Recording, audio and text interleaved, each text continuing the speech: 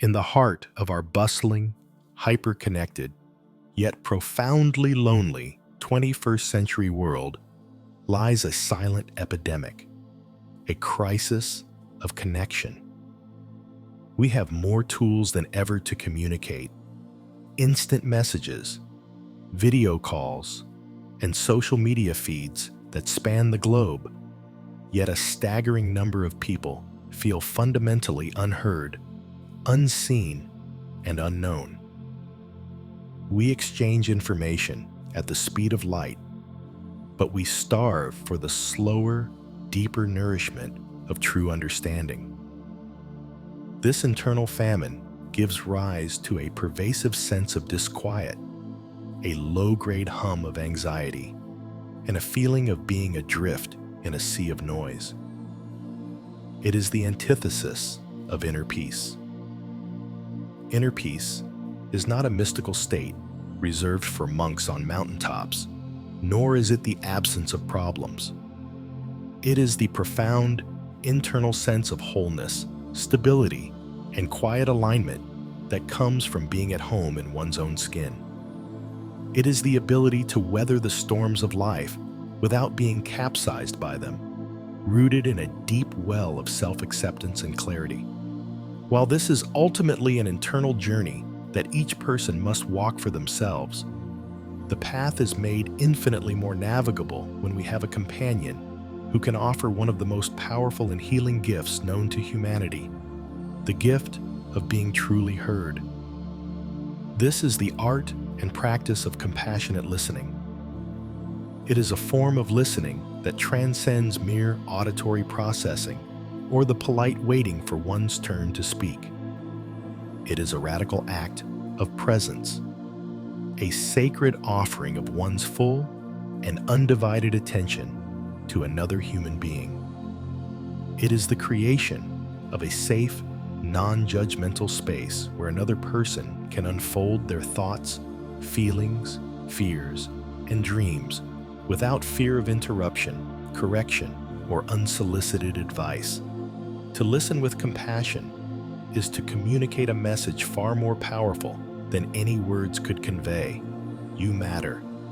Your experience is valid. You are not alone. This essay is a comprehensive guide to cultivating this transformative skill. It is written for anyone who has ever longed to ease the suffering of a friend, to connect more deeply with a family member, or to simply be a more healing presence in the world.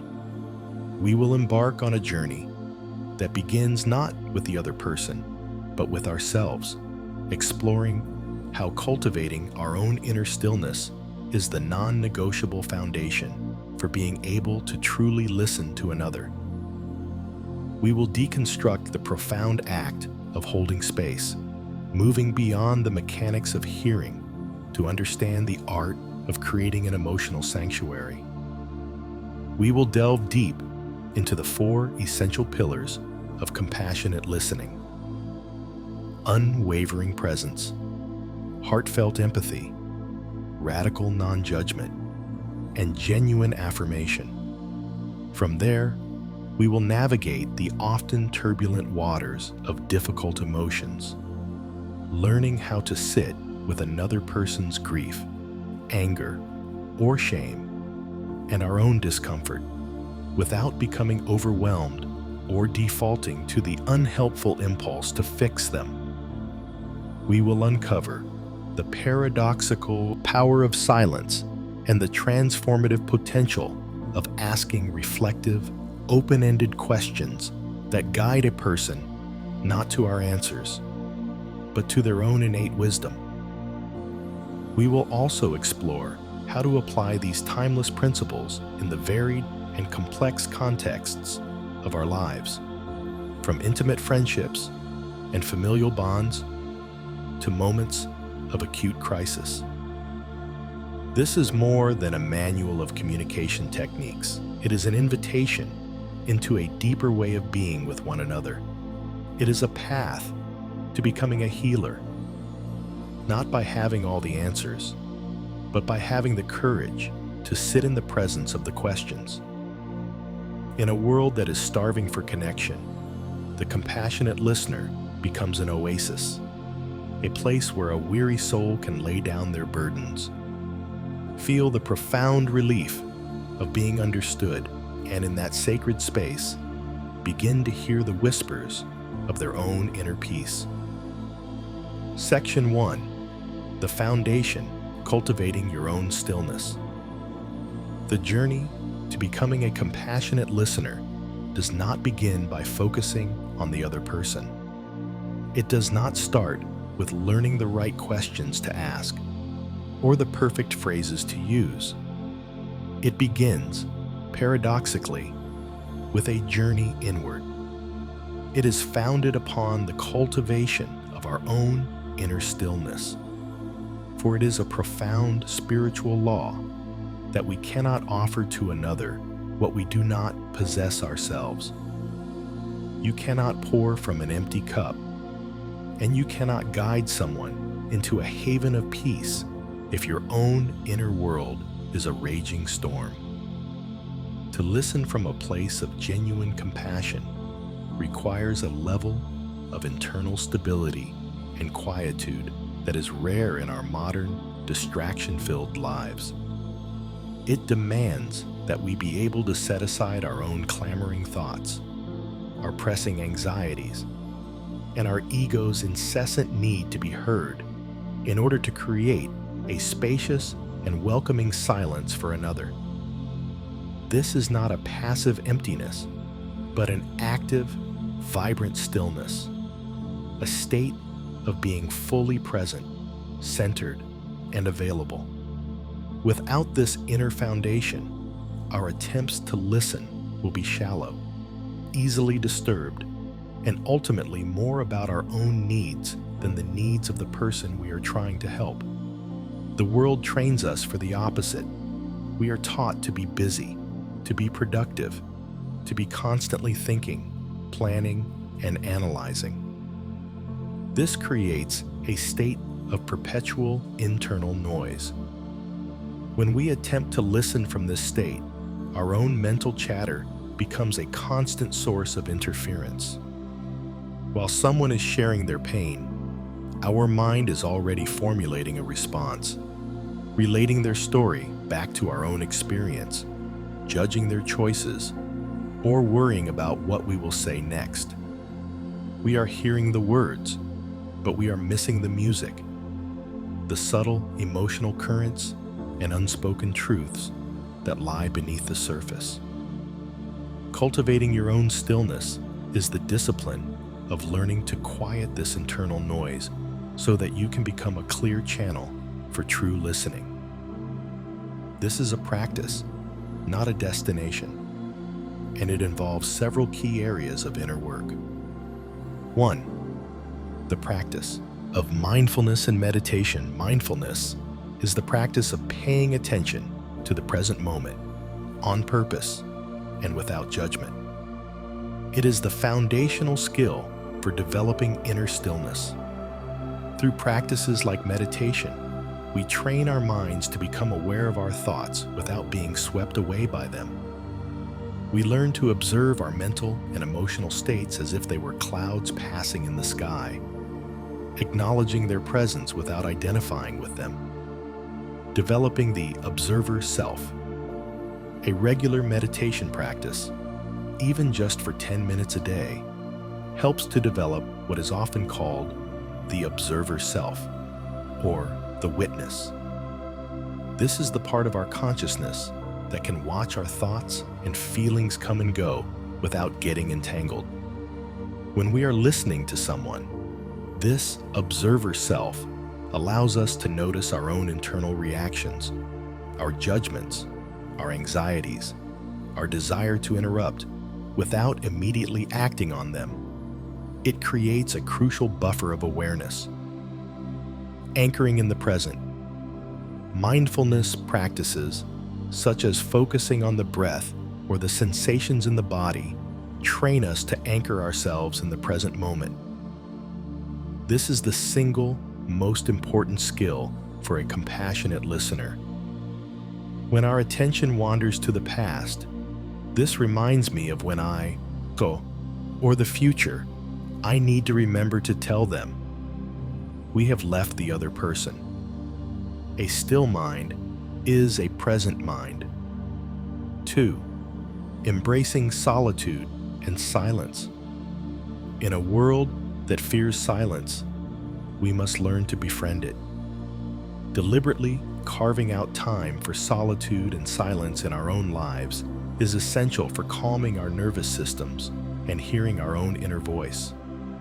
If we are uncomfortable with our own silence, we will inevitably rush to fill the silence in a conversation with another person.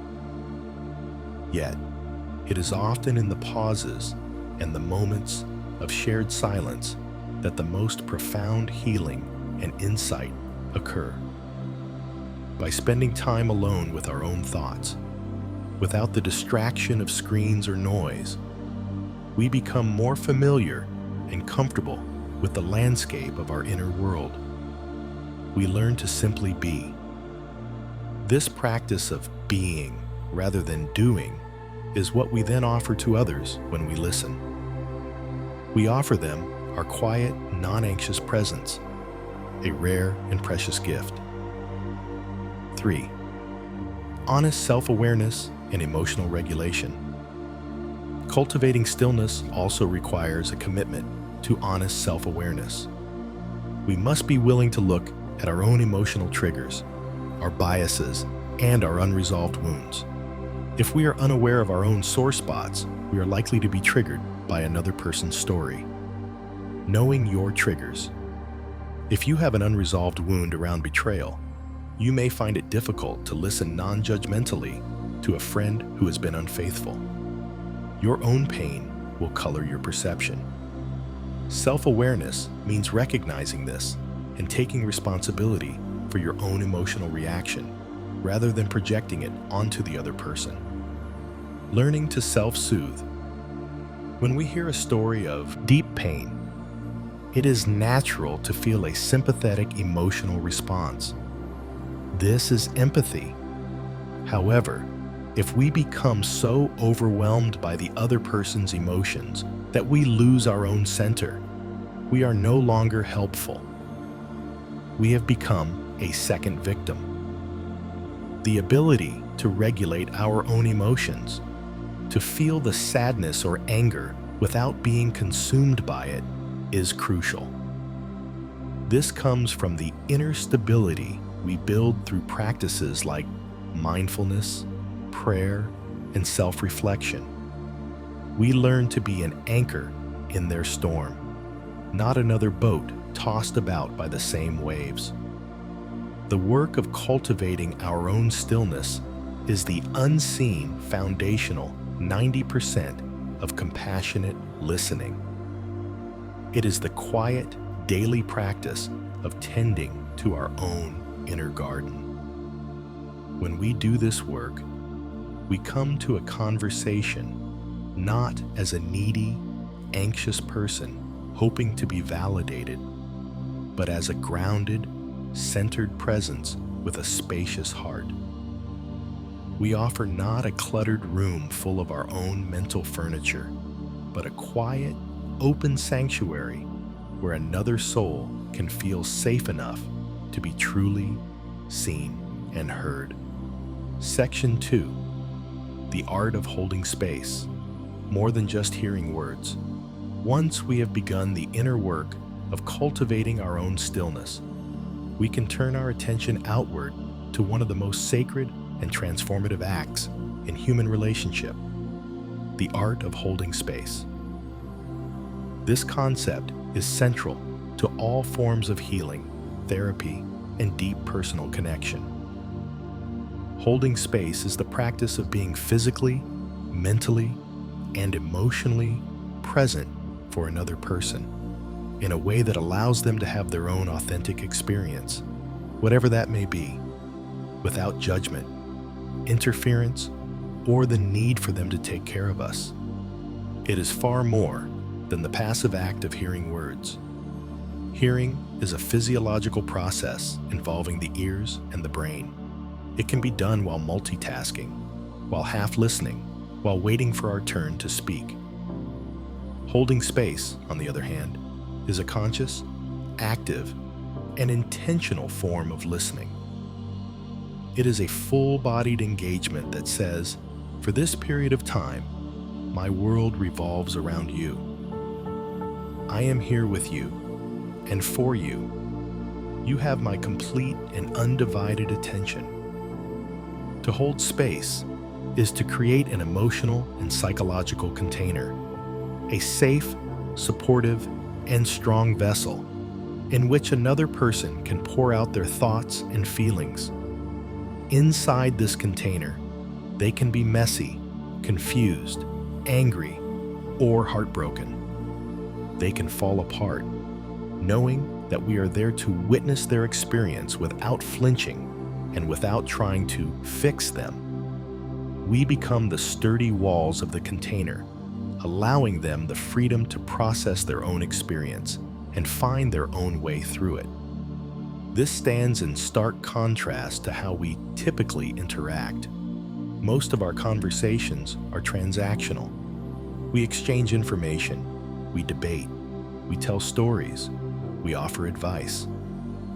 Our ego is often front and center. We are listening, but we are listening through the filter of our own needs, opinions, and experiences. When we hold space, we intentionally set our own ego aside. This is a profound act of humility and love. It involves a conscious shift in our intention for the conversation. The intention is not to solve their problem. The intention is not to give them advice. The intention is not to share our own similar story. The intention is not to make them feel better. The intention is not to prove how wise or helpful we are. The intention is to provide a safe harbor where they can explore their own feelings and find their own wisdom. It is to be a compassionate witness to their journey, trusting that they have the inner resources to navigate it, and that our role is simply to be a supportive presence that reminds them they are not alone. The key elements of holding space 1. Creating a safe and sacred environment. The physical environment can play a crucial role. This means choosing a time and place where you will not be interrupted. It means putting away your phone, turning off the television, and giving the other person your full visual and physical attention. By doing so, you are non-verbally communicating that this conversation is a priority and that what they have to say is important. You are creating a sacred space, set apart from the normal chaos of life. 2. Listening with your whole body. Holding space is not just an auditory activity, it is a full-bodied experience. Body language. Your posture communicates your level of engagement.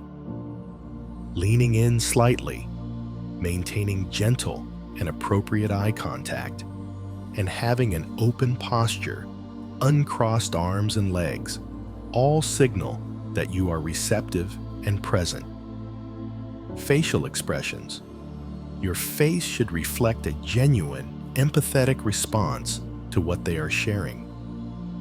A soft expression, a nod of understanding, or a look of compassion can validate their feelings more powerfully than words. Energetic presence. Even on a subtle level, people can feel your energetic state. This is why cultivating your own stillness, as discussed in Section 1, is so crucial. If you are radiating a calm, centered, and non-anxious energy, you will help to co-regulate their nervous system, making them feel safer and more at ease. 3. Releasing the need to control the outcome. This is perhaps the most difficult aspect of holding space. We are conditioned to want to solve problems and alleviate pain. When someone we care about is suffering, our instinct is to jump in with solutions and advice. But this often comes from our own discomfort with their pain. We are trying to make ourselves feel better by making them feel better. To truly hold space, we must release the need to control the outcome of the conversation. We must trust the other person's process. We must trust that simply being heard is, in itself, a profoundly healing act. The goal is not to lead them to a specific conclusion or to a happier emotional state by the end of the conversation. The goal is to allow them to be exactly where they are and to be with them in that place. Fourth, witnessing without judgment. This is the heart of creating safety. The person must feel that they can share their deepest truths, their unacceptable feelings of rage, their shameful mistakes, their irrational fears, and that you will not judge them, shame them, or abandon them. This requires us to suspend our own biases, our own moral frameworks, and our own ideas about what they should be feeling or doing. We simply receive their story with an open and accepting heart. The art of holding space is a practice of profound self-restraint and deep love. It is the conscious choice to be a sanctuary rather than a savior. When we master this art, we discover that we do not need to have the right answers. Our presence, our focused and compassionate attention is the answer. It is in this safe and sacred space that the other person can finally hear themselves think, feel their own feelings, and connect with the wellspring of peace and wisdom that lies within them. Section 3. The 4 pillars of compassionate listening. At the core of the art of holding space are 4 foundational pillars that give it structure and strength. These are the active qualities that we, as listeners, must consciously embody. They are presence, empathy, non-judgment, and affirmation. When these 4 pillars are firmly in place, they create a sanctuary of trust and healing. Mastering them transforms a simple conversation into a profound act of compassion. Let's explore each of these pillars in depth. Pillar 1. Presence, the gift of undivided attention. Presence is the bedrock upon which all compassionate listening is built. It is more than just physical proximity. It is the state of being fully and completely with another person in the present moment. It means bringing the entirety of your awareness, your mind, your body, and your spirit to the conversation. In a world of constant digital distraction and mental multitasking, the gift of your undivided presence is one of the most radical and healing offerings you can make. The enemy of presence, distraction. The primary obstacle to presence is distraction, both external and internal. External distractions are the obvious ones: the ping of a notification on your phone, the television in the background, the other people in the room. To be present, we must be ruthless in eliminating these. This sends a powerful nonverbal message. You are more important than anything else right now. Internal distractions are more insidious. They are the thoughts, worries, and plans that pull our attention away from the speaker. This is where the practice of mindfulness becomes our essential tool. When we notice our mind has wandered, we gently and without judgment guide it back to the person in front of us, back to the sound of their voice, back to the look in their eyes. Embodying presence. Presence is tangible. It is felt. You embody it through your body language. maintaining soft, steady eye contact that communicates care without being intimidating, orienting your body towards the speaker, and minimizing fidgeting. It is the palpable sense that you are not just waiting for your turn to talk, but that you are truly absorbed in their world, hanging on their every word. When you are fully present, the other person feels it. They feel seen, valued, and safe. Pillar 2. Empathy. Feeling with not for empathy is the ability to understand and share the feelings of another person. It is the emotional bridge that connects our heart to theirs. It is crucial to distinguish empathy from sympathy. Sympathy is feeling for someone. It often creates a dynamic of pity and separation. When we sympathize, we look down from our own position of strength at their position of suffering. Oh, you poor thing. I feel so sorry for you. This can subtly reinforce their feeling of victimhood. Empathy is feeling with someone. It is a shared emotional experience. It requires us to tap into our own emotional repertoire, to find a place within ourselves that knows something of the feeling they are describing, the sting of rejection, the ache of grief, the heat of anger. We are not saying, "I know exactly how you feel," because we never can. We are saying, "I can connect with the feeling you are describing, and I'm willing to sit with you in that feeling." Empathy dissolves separation and creates a bond of shared humanity. The practice of empathy. Empathy is not just an automatic response. It is a skill that can be cultivated. It requires active imagination and a willingness to be emotionally vulnerable. As they speak, try to imagine what it must be like to be them, to see the world through their eyes, and to feel the weight of their experience. This imaginative act is a profound expression of care. Pillar 3. Non-judgment, the key to safety. Non-judgment, it is the pillar that makes the space truly safe. It is the commitment to suspend our own opinions, biases, and moral evaluations, and to simply accept the other person's experience as their truth. Judgment, even if it is unspoken, is a conversation killer. People are exquisitely sensitive to it. The moment they sense that they are being judged for their feelings, their choices, or their perspective, they will shut down, edit their story, and the opportunity for true healing will be lost. Suspending your shoulds. Non-judgment requires us to release our internal chorus of shoulds and should nots. The temptation is to think, they shouldn't feel that way, or they should have just done this instead. A compassionate listener recognizes that these shoulds are irrelevant. The reality is that they do feel that way, and they did do what they did.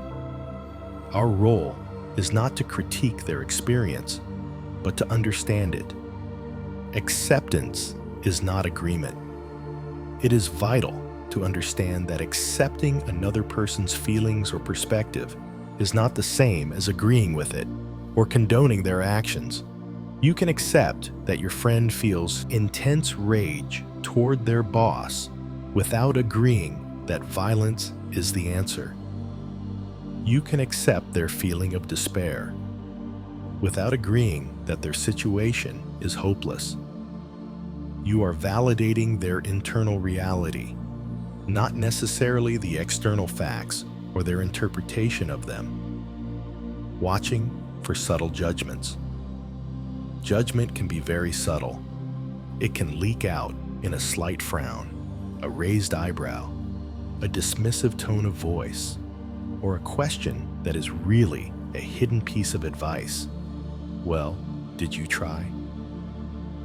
Cultivating non-judgment requires us to be vigilant observers of our own subtle reactions and to intentionally choose a posture of open, curious acceptance instead. Pillar 4. Affirmation. Validating the experience. Affirmation is the active verbal and nonverbal expression of the other three pillars. It is how we let the other person know that we are present, that we are empathizing, and that we are not judging. It is the feedback loop that completes the circuit of compassionate connection. Affirmation is not about flattery or telling people what they want to hear. It is about validating their experience. Verbal affirmations. These are simple, brief statements that show you are listening and that you understand. That sounds incredibly difficult. I can hear how much that hurt you. It makes sense that you would feel angry about that. Thank you for trusting me with this. That took a lot of courage to share. These statements do not offer advice or solutions. They simply validate the person's emotional reality, which is profoundly healing. Non-verbal affirmations. Much of our affirmation is communicated non-verbally. A simple nod of the head, a soft facial expression that mirrors their emotion, or a gentle are all powerful ways of saying, "I'm with you. Keep going." These four pillars, presence, empathy, non-judgment, and affirmation, are not separate techniques, but interwoven aspects of a single, unified posture of the heart. When we commit to embodying them, we transform ourselves from mere conversational partners into agents of healing. We create a space where another person can feel safe enough to be vulnerable, brave enough to face their own truth, and loved enough to believe in the possibility of their own inner peace. Section 4.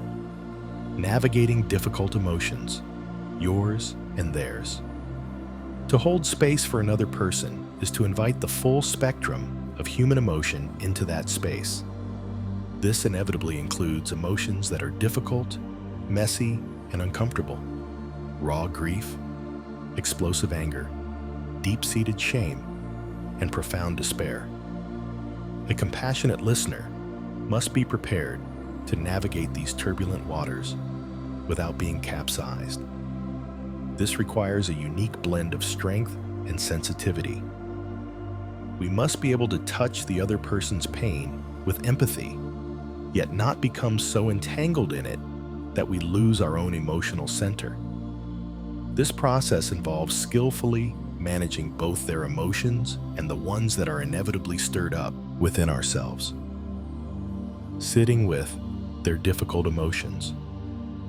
Our natural human instinct is to want to alleviate suffering as quickly as possible. When someone is crying, we want to make them stop. When they are angry, we want to calm them down. When they are in despair, we want to cheer them up. While well-intentioned, this impulse often comes from our own discomfort with their feelings. We are trying to manage our own anxiety by managing their emotions.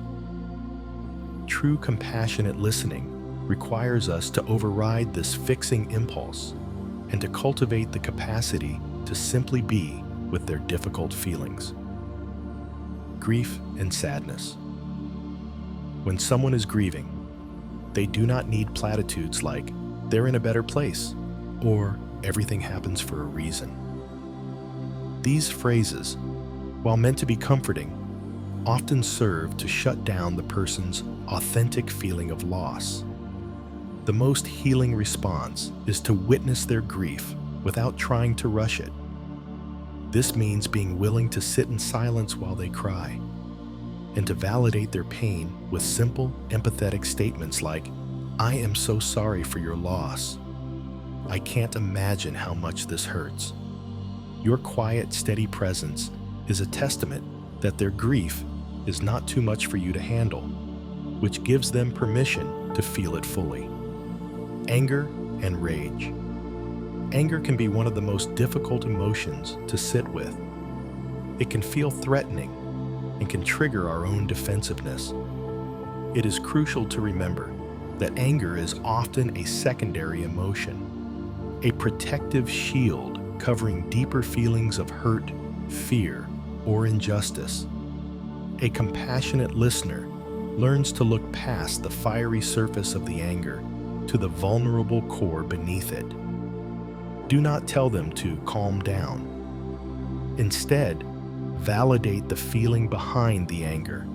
It sounds like you felt incredibly betrayed, or you have every right to be angry about that injustice.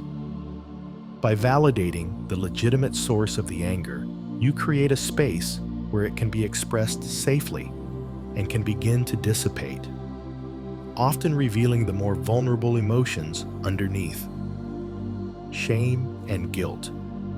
Shame is the intensely painful feeling that we are fundamentally flawed or unworthy.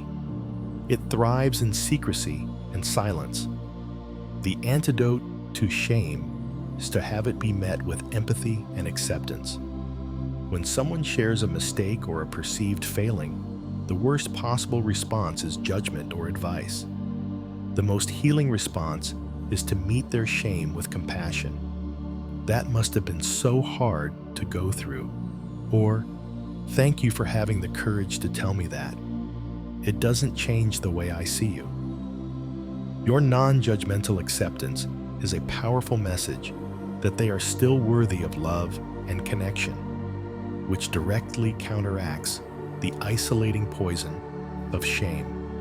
Managing your own emotional reactions. As we listen to another's pain, it is inevitable that our own emotions will be stirred. This phenomenon, sometimes called emotional contagion or countertransference, is a natural part of empathetic connection. The key is to manage these feelings so that they do not hijack the conversation and make it about us. Acknowledge your own feelings. The first step is to be aware of what is happening inside you. As you listen, notice the sensations in your own body, the thoughts in your own mind, and the emotions that are arising. Are you feeling anxious, sad, angry? Simply naming the feeling to yourself, "I am feeling a lot of sadness right now," can create the distance needed to manage it. Practice self-regulation. This is where your own practice of stillness and mindfulness pays off. When you feel a wave of emotion, bring your attention back to your own breath. Feel your feet on the floor. This simple act of grounding can keep you centered and prevent you from being swept away. You are the anchor, not the storm. Don't make it about you. The most common mistake we make when we are emotionally triggered is to turn the conversation back to ourselves. We might say, "I know just how you feel. One time, This effectively hijacks their story and makes it about our own. It is a subtle way of trying to manage our own discomfort by taking control of the narrative. A compassionate listener learns to resist this urge. You can use your own emotional resonance to deepen your empathy, but you must keep the spotlight firmly on the other person. Know your limits and practice self-care. There are times when another person's story may be too triggering or overwhelming for you to handle, especially if it touches on one of your own unhealed traumas. It is not a failure to recognize your limits. It is okay to say, "What you are sharing is so important, and I feel I may not be the best person to help you navigate this." Have you considered speaking with a professional therapist who is trained for this? Furthermore, after a session of deep, compassionate listening, it is vital to practice self-care. Take a walk, listen to music, journal, or do whatever you need to do to cleanse your own emotional palate and release the energy you have taken on. Navigating difficult emotions is the advanced practice of compassionate listening. It requires us to be both soft-hearted and strong-spined, It is a sacred dance of connecting deeply with another's suffering while remaining grounded in our own center.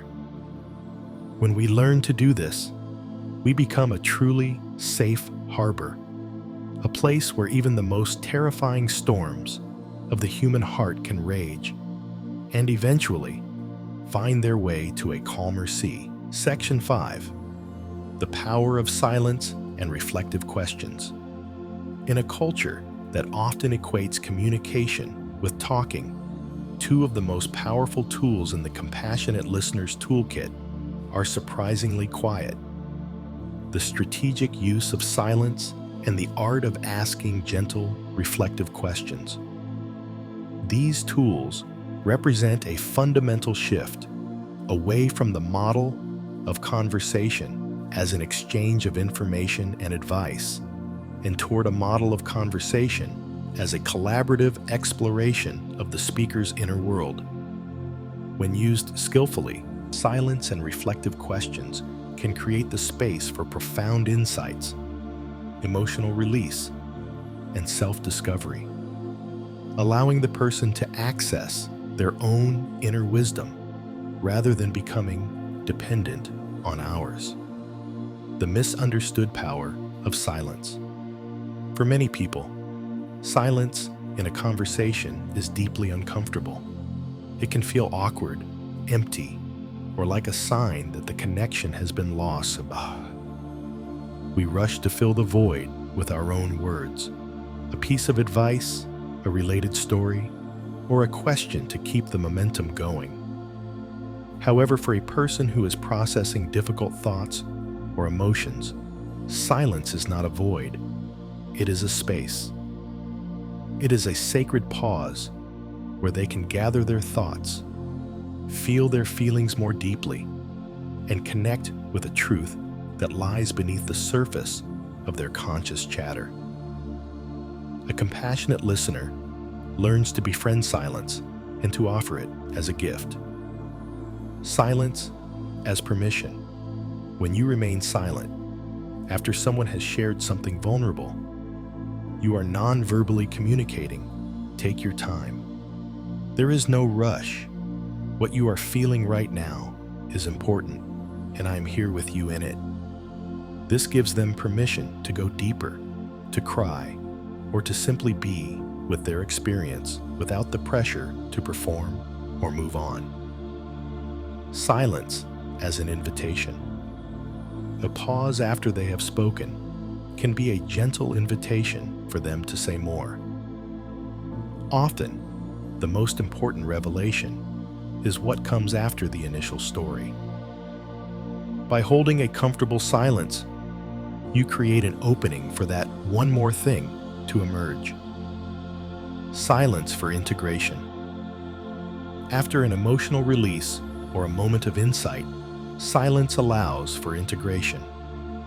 It gives the person a moment for the new awareness to settle into their being. Rushing in with words too quickly can shatter this delicate process. Learning to use silence effectively requires us to manage our own anxiety. It means trusting the process and trusting the other person. It is a practice of restraint, a conscious choice to allow the space to do its own healing work. The art of asking reflective questions. While silence creates the space, reflective questions can act as gentle signposts, guiding the speaker deeper into their own experience. The goal of these questions is not to extract information for our own curiosity, nor is it to lead them to a conclusion we have already decided is best for them. The goal is to act as a mirror, reflecting their own words and feelings back to them in a way that promotes clarity and self-discovery. There is a crucial distinction between advice-giving questions and reflective questions. Advice-giving questions are often closed-ended and contain a hidden suggestion. Have you tried talking to them about it? Or why don't you just leave? These questions shut down exploration and put the person on the defensive. Reflective questions are open-ended, gentle, and born of genuine curiosity. They are what and how questions, not why questions, which can often sound accusatory. Types of reflective questions. 1. Clarifying questions. These simple questions show you are listening and help to ensure you understand their experience. When you say you felt betrayed, what did that feel like in your body? Can you tell me more about the moment that happened?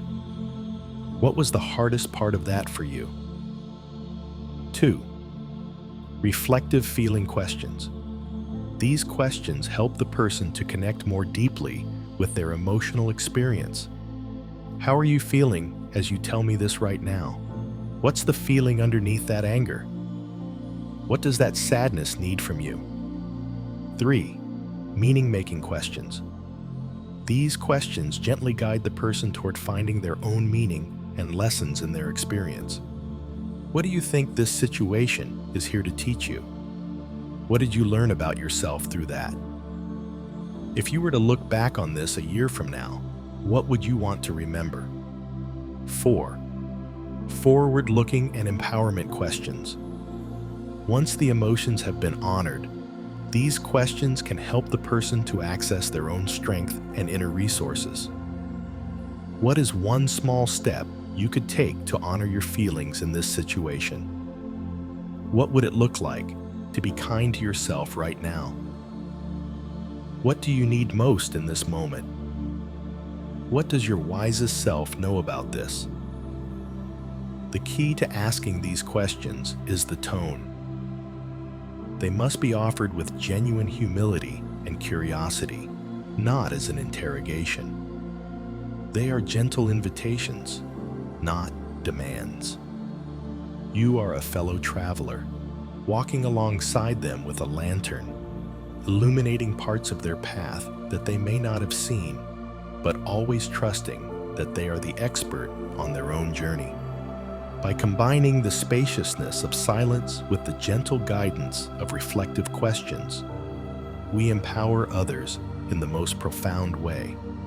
We help them to realize that the source of their own healing, wisdom, and peace does not lie in our advice, but has been within them all along.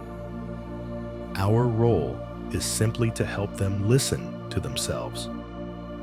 Section 6. Listening in different contexts.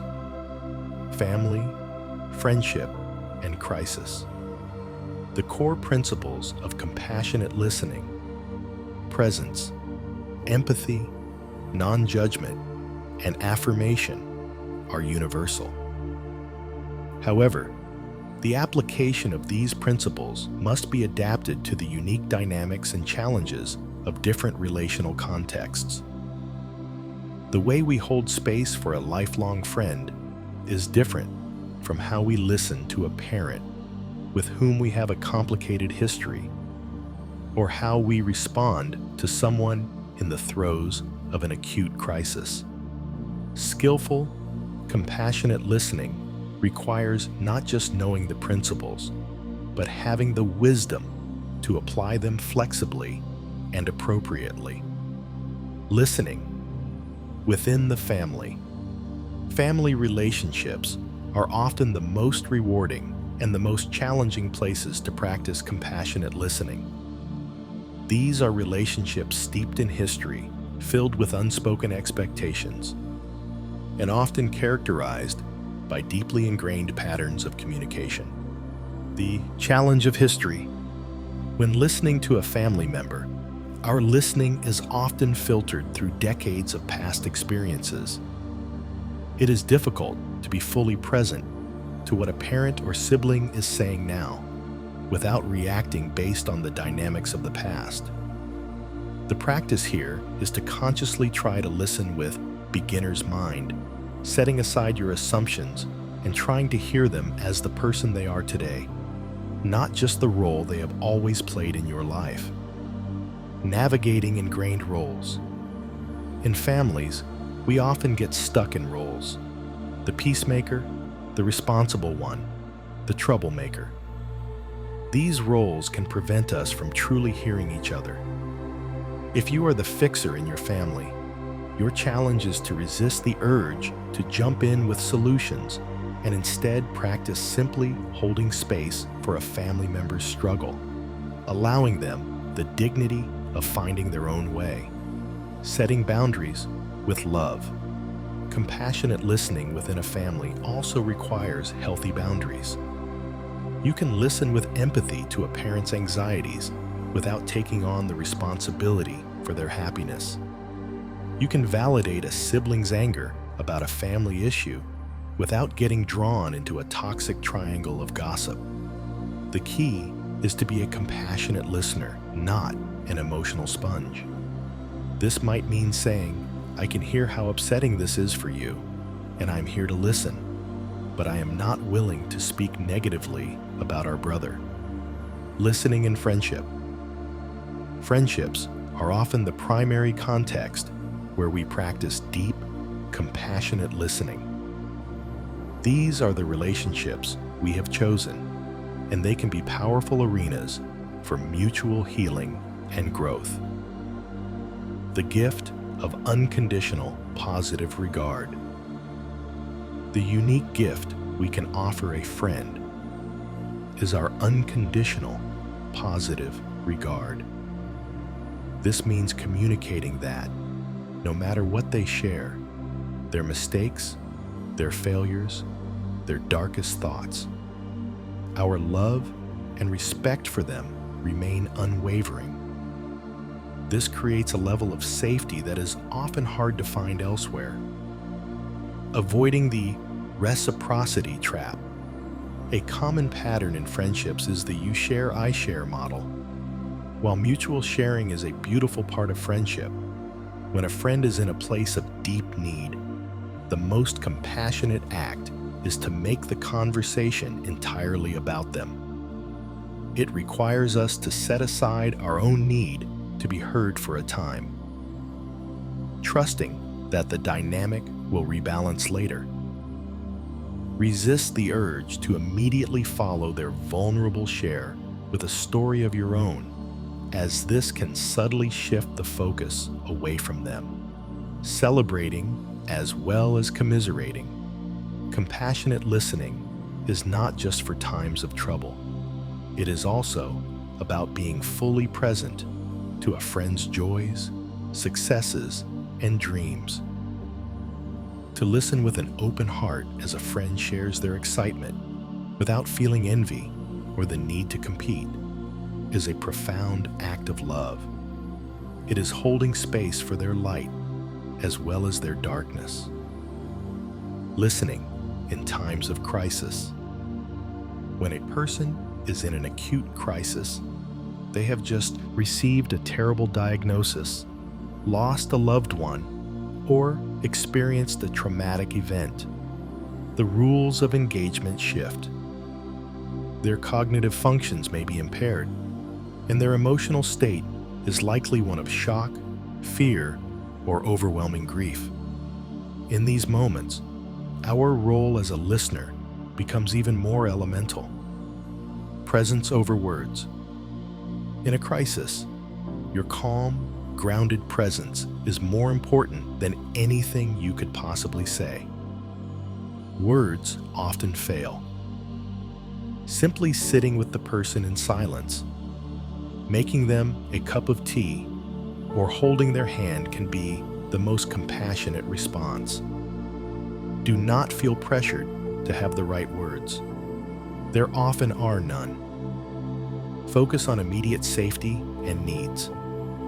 The hierarchy of needs changes in a crisis. Before they can process their emotions, their basic needs for safety and security must be met. Your listening should be attuned to these practical needs. Questions like, "Have you eaten today?" Or, "Is there someone I can call for you?" Or, "Would you like me to just stay here with you?" are forms of compassionate listening that translate into direct, supportive action. Listen for the story, again and again. People who have experienced trauma often need to tell their story repeatedly. This is a natural and necessary part of how the brain processes an overwhelming event. As a compassionate listener, your role is to listen to the story as many times as they need to tell it, with the same patience and empathy as you did the first time. Do not say, "You've already told me this." Each telling is part of the healing. Know when to escalate. Compassionate listening has its limits. If a person in crisis is expressing a desire to harm themselves or others, your responsibility shifts from passive listening to active intervention. This means knowing the resources available, like crisis hotlines or emergency services, and having the courage to make that call. This is the ultimate act of compassionate protection. In every context, the goal remains the same: to create a space of safety, acceptance, and love where another person can find their own way to peace. By adapting our approach with wisdom and sensitivity, we can become a healing presence in all of our relationships, offering the profound and life-changing gift of being truly heard. Conclusion: the ripple effect of a listening heart. We began this journey by identifying a crisis of connection in our modern world, a deep-seated loneliness born from a famine of being truly heard. The path we have traveled through these pages has been an exploration of the antidote, the profound and transformative practice of compassionate listening. We have learned that this is not a simple technique, but a profound way of being, a spiritual discipline that has the power to heal not only the person being heard, but also the one who is listening. The journey started inward, with the foundational truth that we cannot offer a sanctuary of peace to others if our own inner world is in turmoil. We embraced the practices of mindfulness, solitude, and self-awareness as the necessary work of cultivating our own stillness, preparing the soil of our own hearts so that we could become a fertile ground for connection. From that centered place, we learn the art of holding space, shifting our intention from the ego-driven need to fix and advise, to the humble, loving act of creating a safe container for another's truth. We built this container upon 4 essential pillars: the unwavering focus of presence, the heart-to-heart connection of empathy, the radical acceptance of non-judgment, and the gentle validation of affirmation. We found the courage to navigate difficult emotions, learning to sit with the storms of another's grief, anger, and shame without being swept away, all while tending to the echoes of those feelings within our own hearts. We discovered the immense power that lies not in our words, but in our restraint, in the spaciousness of silence, and the gentle curiosity of reflective questions that empower others to find their own wisdom. And we learn to adapt these sacred principles to the unique and complex dynamics of our most important relationships, whether with family, friends, or those in acute crisis. To commit to this path is to commit to a quieter, deeper, and more meaningful way of moving through the world. It is a choice to value presence over productivity, understanding over agreement, and connection over control. It is a radical act in a world that is addicted to noise. But the impact of this choice extends far beyond the 2 people in a single conversation. The act of compassionate listening creates a powerful ripple effect. When a person feels truly heard and accepted, their own nervous system calms. They feel more centered, more resilient, and more at peace with themselves. They then carry this sense of peace and validation out into the world with them. They are more likely to be patient with their children, more understanding with their colleagues, and more compassionate with the strangers they encounter. The peace you help them find does not end with them.